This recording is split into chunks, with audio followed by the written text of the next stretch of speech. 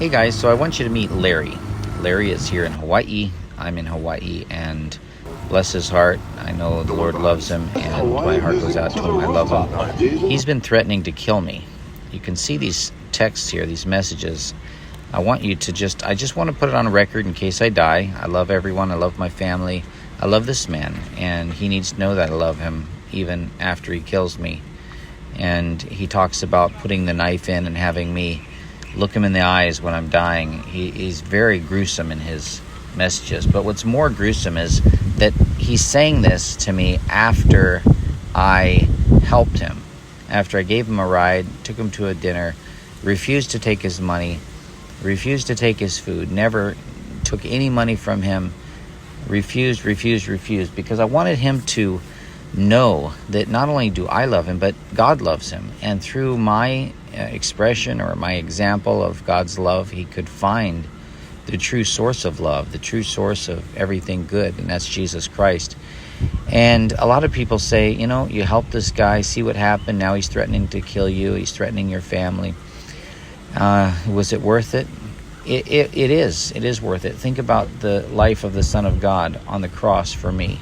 Was it worth it to save my soul? Yes, it was.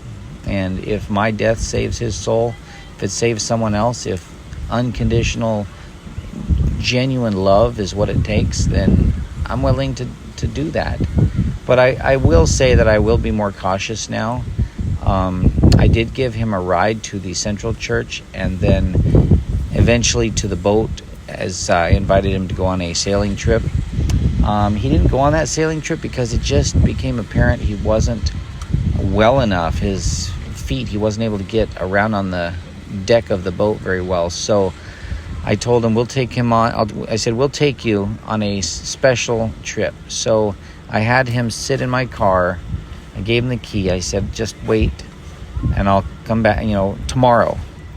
So you're going to end up hearing me here. You can see the messages here. It's on record. It's on YouTube. It's all here. You can freeze it.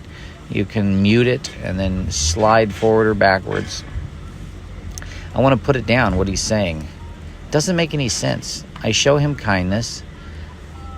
And every once in a while in life, this is what happens. You show someone kindness and they misunderstand it. So realistically, let's just get right down to what would he possibly not like me about? Well, because I wasn't going to allow him to take over the boat and stay on the boat. And I told him when he said, I don't have any place to go, I need to stay here. I said, you can't stay here. It's against the law. I can't do it's not up to me. It's up to the harbor. It's the rules of the harbor. And you can't be here. And he said, oh, yes, I can. And he started giving me all these, laws and quoting stuff. And I can't remember all the things he said. But he was like he was an expert at harbor laws. And he started taking baths on the dock and soaping up and hosing himself off and stuff like that. So quite interesting. But go ahead and read this. The people on the dock realized what was going on and asked him nicely to leave and escorted him out. As he was leaving, he called the police. I heard this. He started saying, they're trying to kill me. They got a knife to my throat. I was like, what?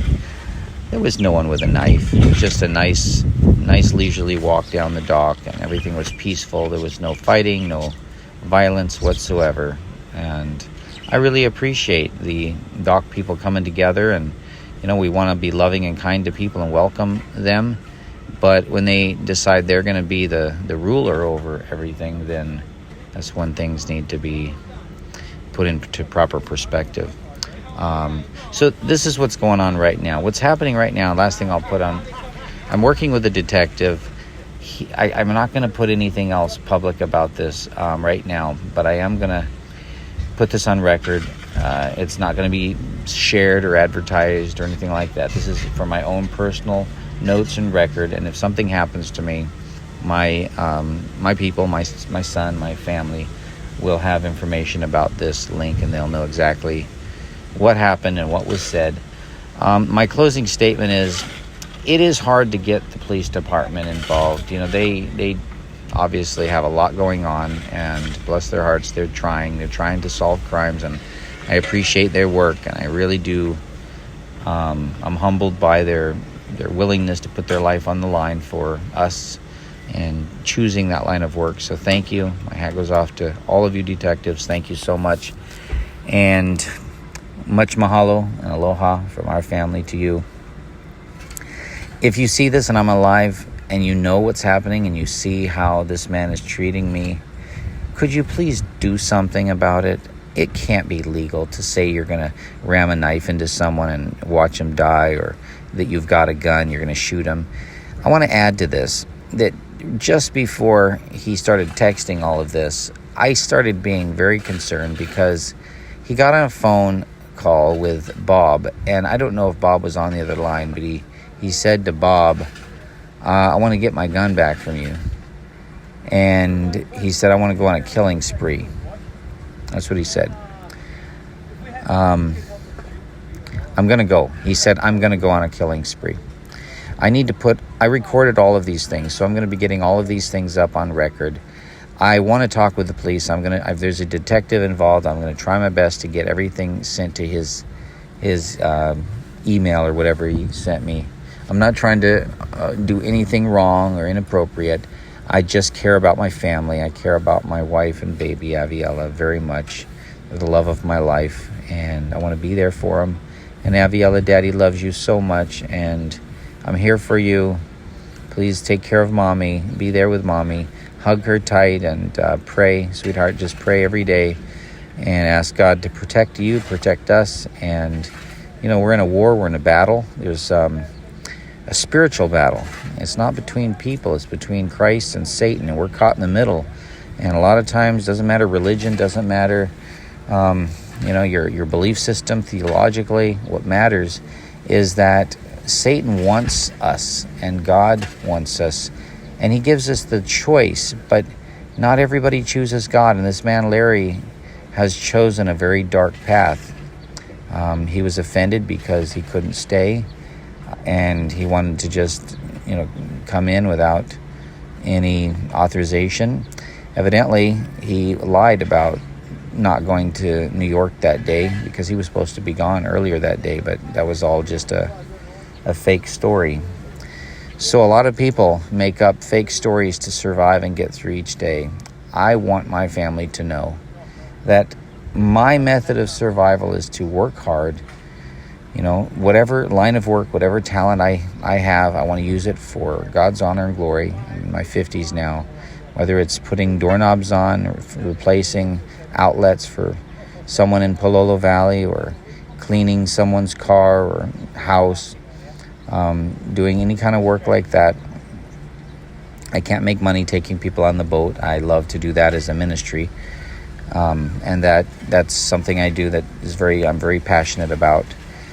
But I want people to know that I trust God. That's the most important thing. I trust him to supply for my needs, and he always has. He's never let me down. And so thank you to everyone. He's sending me, I'm going to just tell you, I haven't had a chance to look at all this, but I didn't ask him to send me pictures, but evidently he wanted me to see his family. So as we look at these pictures here, we're going through them, and eventually he's going to get here to a part where he's really violent. I don't know how many minutes this is right now. So it's 9 minutes, so we have quite a bit of time left. I think almost 15 minutes. So I'm scrolling down. You'll see what happened. I'll tell you kind of in a nutshell. Was the people on the boat said, "Hey, how are you doing? We're going to escort you off the dock." And he said, "Just a minute, let me get my things." He went in the boat, and I recorded him calling the police. He was saying that someone was they were threatening him with a knife, and he made up this big story.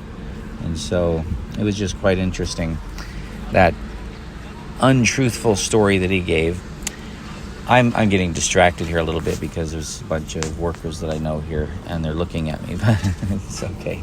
It says 6 hours parking. I can be here. And so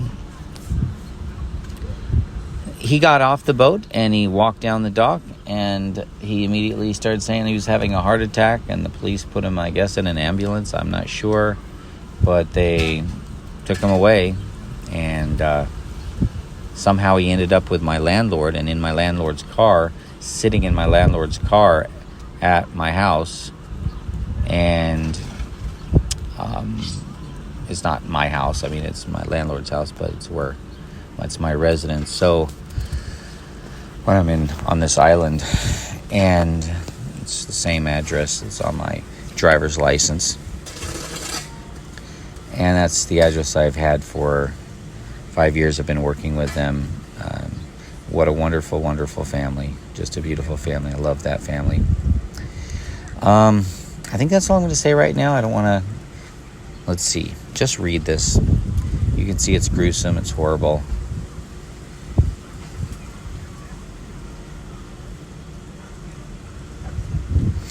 As he was messaging me some of this stuff, maybe it's not to the horrible stuff yet, I decided, it started.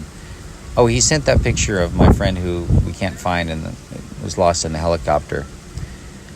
And so I sent him a long, basically, I wanted to witness to him. And so I sent him this long message, which you're going to see in a minute. I'm going to open it up if I haven't already. And you can read it. And I was hoping that it would do some good. I don't know if he read it or not. Maybe he doesn't know how to click on it and read it. But pray for Larry, guys. Pray for him.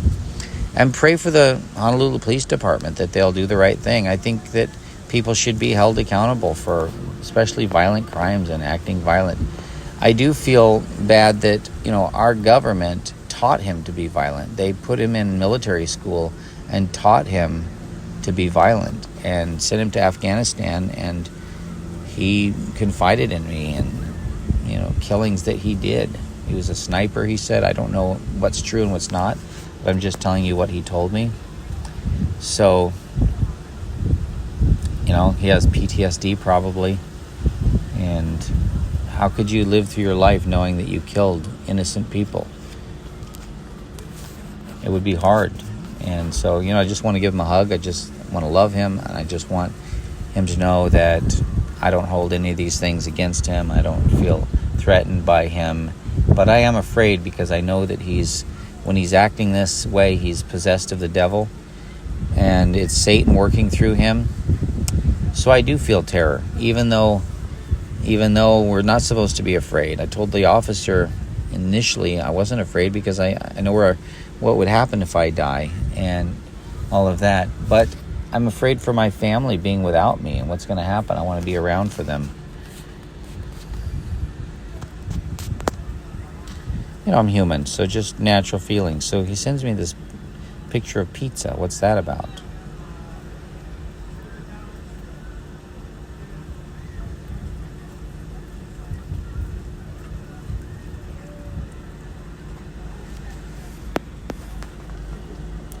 I'm going to let you just read all this and let it play out.